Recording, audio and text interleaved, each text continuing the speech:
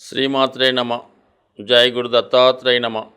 ఈ వీడియోలో మనం కన్యారాశి వారు వారి యొక్క అదృష్టం తెలుసుకోవడానికి ఏ రత్నం ధరిస్తే అనుకూలంగా ఉంటుంది, అసలు వీరి జీవితంలో ఏ రత్నం ధరించకూడదు, అయితే సులభంగా అదృష్టంగా మారడానికి వీళ్ళకి ఏవైనా రెమెడీసు పరిహారాలు మొదలగు విషయాలు ఈ వీడియోలో తెలుసుకునే ప్రయత్నం చేద్దాం.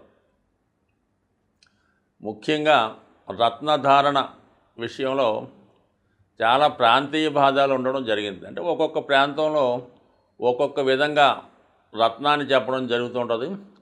అది ఎవరు ఏం చెప్పినా ఆ రత్నం ధరించడం వల్ల కొంతమందికి అదృష్టకరంగా మారడం, కొంతమందికి నార్మల్గా ఉండడం, కొంతమందికి జీరో ఫలితాలు రావడం కూడా జరుగుతుంటుంది.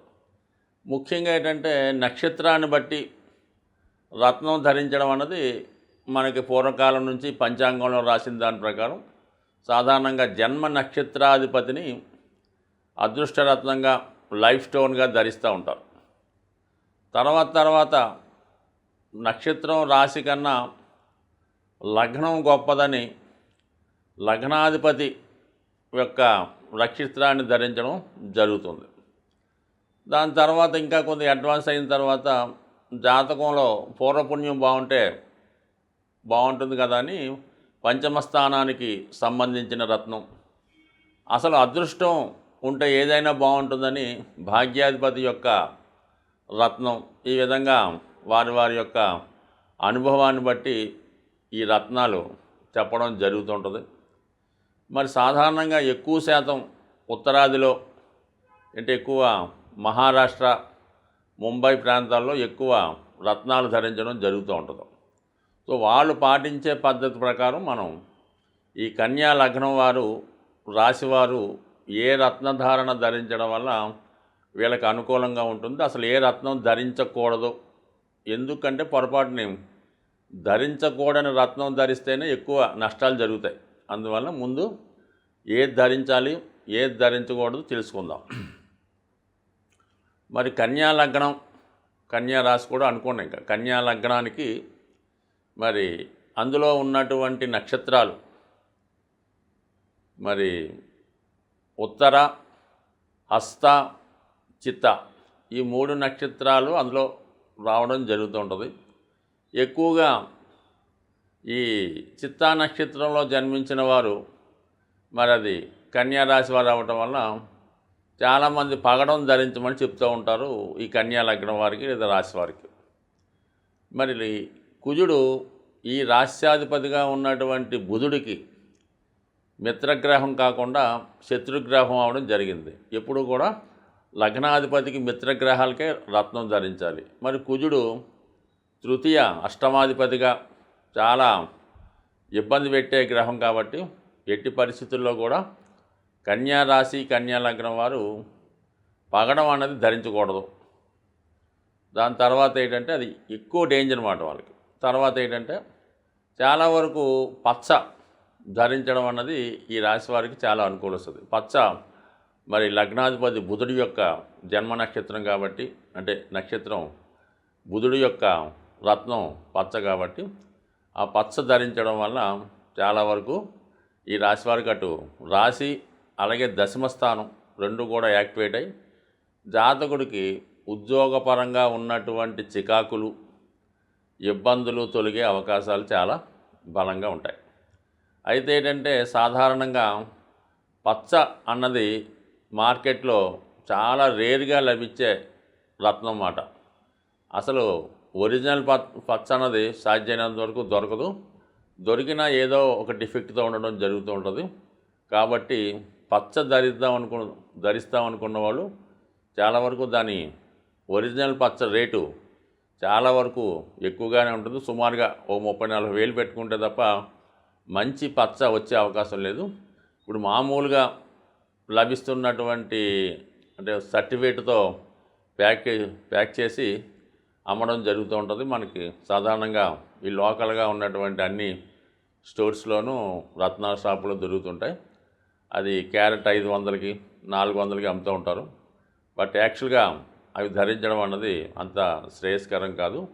99% ఒరిజినల్ పచ్చ దొరికితేనే ధరించాలి తప్ప మామూలుగా ఏదో ఒక పచ్చ ధరిస్తే మాత్రం పచ్చ రంగులో ఉన్నంత మాత్రాన అది పచ్చ కాదా, అది ఒకటి గమనించాలి. మెయిన్గా ఇంపార్టెంట్. దాని తర్వాత ఆల్టర్నేట్గా ఇంకొక రత్నం ఏమన్నా వీళ్ళు ధరించాలి అనుకుంటే పచ్చతో పాటు వీళ్ళకి బాగా ఉపయోగపడే రత్నం డైమండ్, అంటే శుక్రుడు సంబంధించింది. శుక్రుడు ధన భాగ్యాధిపతిగా, మరి అదృష్టాన్ని ఇచ్చే గ్రహంగా శుక్రగ్రహం ఈ కన్యా రాశి వారికి ఉండడం జరుగుతుంది. కన్యా రాశి వారికి శుక్రుడు ధన భాగ్యాధిపతి అవ్వటం వల్ల శుక్రుడు సంబంధించినటువంటి రత్నం వజ్రం, డైమండ్. ఇది సాధారణంగా ఎక్కువగా ప్రస్తుతం వజ్రాల వ్యాపారం జరుగుతుంది కాబట్టి అది సులభంగానే దొరకడం జరుగుతుంటుంది. అయితే ఇది చాలా ఖరీదైంది కాబట్టి దీన్ని సెంట్ల రూపంలో కొలుస్తూ ఉంటారు అనమాట. అంటే క్యారెట్ అన్నది చాలా ఖరీదు ఉంటుంది. ఓ 30 సెంట్లు 15 సెంట్లు ధరిస్తే సరిపోతుంది. సాధారణంగా సెంటు 1000, 1100, 900 అటు ఇటు ఉంటుంది. ధరించగలిగేవారు ఈ వజ్రాన్ని ఒక 15 సెంట్లు ప్లాటినంలో తయారు చేయించుకుంటే మంచిది. ప్లాటినంలో తయారు చేయించుకొని అది రైట్ హ్యాండ్ మధ్యవేలికి ధరించడం వల్ల చాలా వరకు మరి కన్యా రాశి వారికి బాగా యోగించే అవకాశం ఉంది. ఎవరైతే ఎక్కువ సినిమా, టీవీ, కళారంగంలో ఉంటారో, ఫైనాన్స్ రంగంలో ఉంటారో, వివాహం కొరకు ఎదురు చూస్తున్న వారికి ఇది బాగా ఉపయోగపడే అవకాశం ఉంది. అయితే ఏంటంటే వజ్రం ధరిద్దాం అనుకున్న వాళ్ళు వారి యొక్క జన్మజాతకంలో శుక్రుడు ఎట్టి పరిస్థితుల్లో కూడా పాపగ్రహాలతో కలిసి ఉండకూడదు. అంటే మనకి కుజుడితో కానీ, రాహుతో కానీ, కేతువుతో కానీ కలిసి ఉండకూడదు. రవితో కలిసి ఉన్నప్పటికీ కూడా బాగా కంబస్ట్ అవ్వకుండా 10 డిగ్రీల లోపు ఉంటే రవి బలానికి శుక్రుడు కూడా వీక్ అవ్వడం జరుగుతుంది. ఇలాగా పాపగ్రహాలతో కలిసి ఉన్నటువంటి శుక్రుడు మీ జన్మజాతకంలో ఉంటే మీరు వజ్రాన్ని ధరించకుండా ఉంటేనే మంచిది. దానివల్ల ఏమవుతుందంటే విపరీతమైనటువంటి లగ్జరీసు, ఏదో విధమైనటువంటి వ్యామోహానికి, బలహీనతకి చిక్కుకునే అవకాశం ఉంది. ఈ విషయాన్ని ఖచ్చితంగా గమనించాలి. ఎందుకంటే శుక్రుడు చాలా ప్రమాదమైనటువంటి గ్రహం. తీసుకెళ్తే చాలా అప్పర్ లెవెల్కి తీసుకెళ్ళడం జరుగుద్ది. లేని పక్షంలో చాలా స్ట్రగుల్ పెట్టడం కూడా జరుగుతుంటుంది. సో ఇది ఈ డైమండ్ విషయంలో తీసుకోవాల్సిన జాగ్రత్తలు కన్యా లగ్నం వారు. ఇక థర్డ్ ఆల్టర్నేటివ్ ఏంటంటే బ్లూ సఫేర్.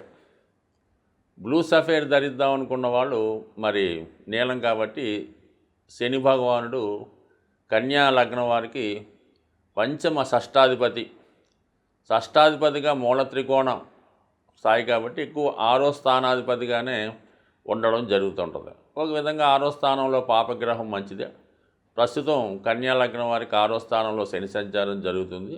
ఆ విధంగా వాళ్ళకి ఏదన్నా మరి ఈ కన్యా లగ్నం, కన్యా రాశి వారికి శని మహాదశ జరుగుతుండగా నీలం పెట్టుకోవాలి తప్ప మామూలుగా అయితే ఈ నీలం పెట్టుకోవడం వల్ల స్ట్రగుల్ ఆఫ్టర్ సక్సెస్ మాట. 6వ స్థానం అన్నది చాలా, అంటే మనం ఈ జన్మలో కానీ గత జన్మలో కానీ చేసుకున్నటువంటి పాపాలని ముందుగా అనుభవింపజేసి దాని తర్వాత ఫలితం ఇవ్వడం జరుగుతుంది చాలా లేటుగా.